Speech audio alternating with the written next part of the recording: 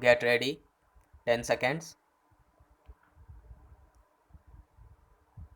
5 seconds. Start. The main purpose of the United Nations is to build up a world without war, a world based on the cooperation of nations and peoples.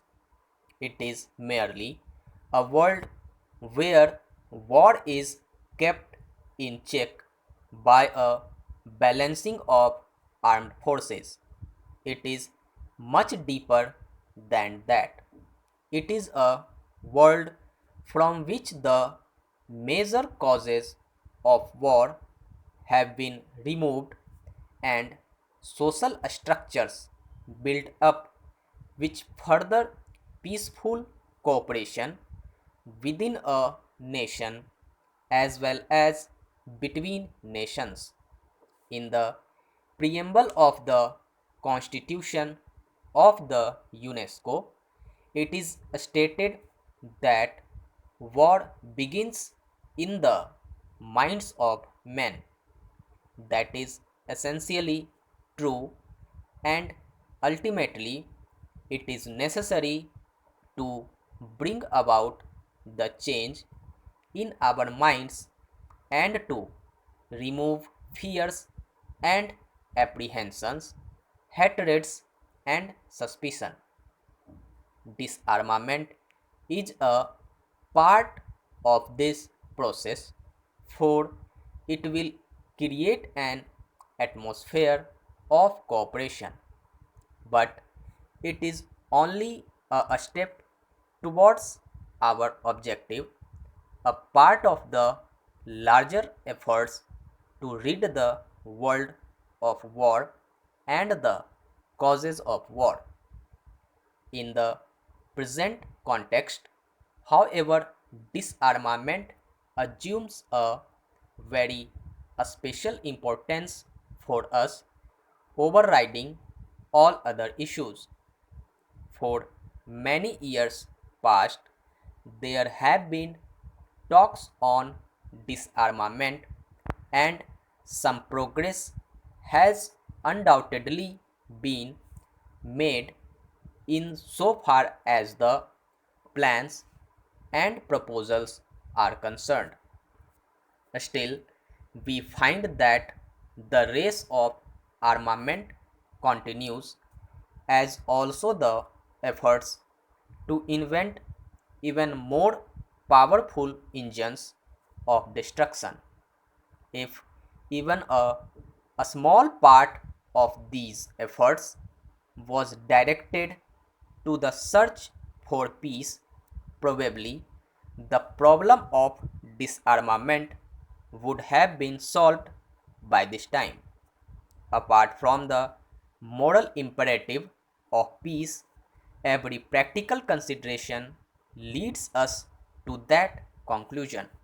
For, as everyone knows, the choice today in this nuclear age is one of utter annihilation and destruction of civilization, or of some way to have peaceful coexistence between nations. There is no middle way.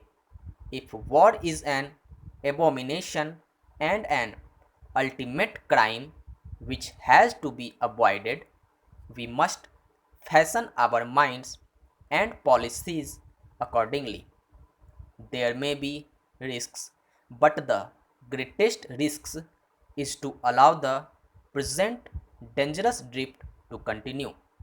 In order to achieve peace, we have to develop a climate of peace and tolerance, and to avoid a speech and action which tend to increase fear and hatred.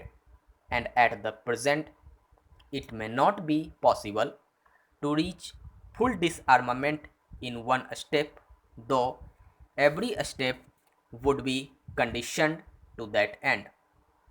We live in an age of great revolutionary changes brought about by the advance of science and technology. Therein lies the hope for the world and also the danger of sudden death. Because of these advances, the time we have for controlling the forces of destruction is strictly limited.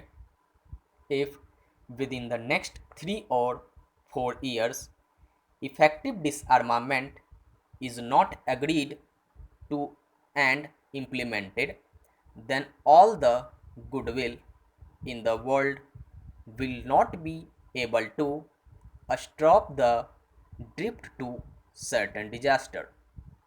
In the context of things as they are today, the great nations, the United States of America and the Soviet Union, hold the key to war and peace. There is a great responsibility, but every country, big or small, is concerned in this matter of peace and war, and therefore every country must shoulder its responsibility and work to this end. In order to deal with these bit issues effectively, we have to take big and impersonal views. It is only the United Nations as a whole that can ultimately solve these problems. Therefore, while all efforts towards disarmament must be welcomed, the United Nations should be closely associated with such efforts.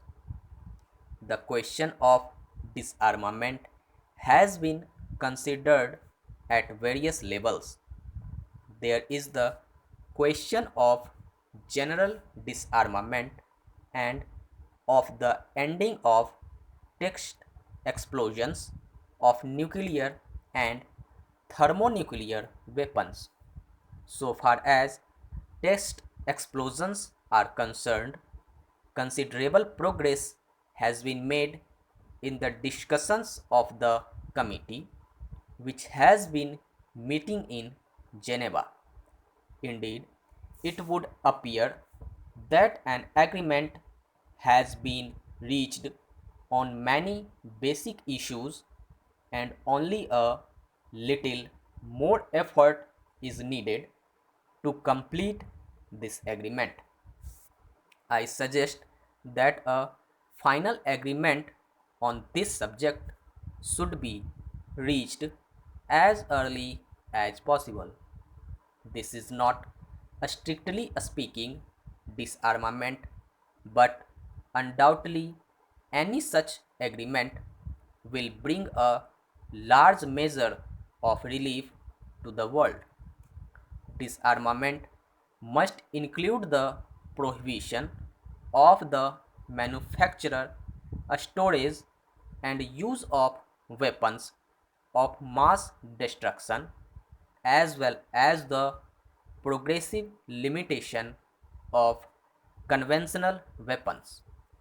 It is admitted that disarmament should take place in such stages as to maintain broadly the balance of armed power. It is only on this basis that success can be achieved and this pervading sense of fear countered. It must also be clearly understood that disarmament and a machinery for control must go together, and neither of these can be taken up singly. And now a proposal has been made that the question of disarmament should be referred to a committee of experts. In fact, experts have been considering this matter during the past years, and we have had the advantage of their views.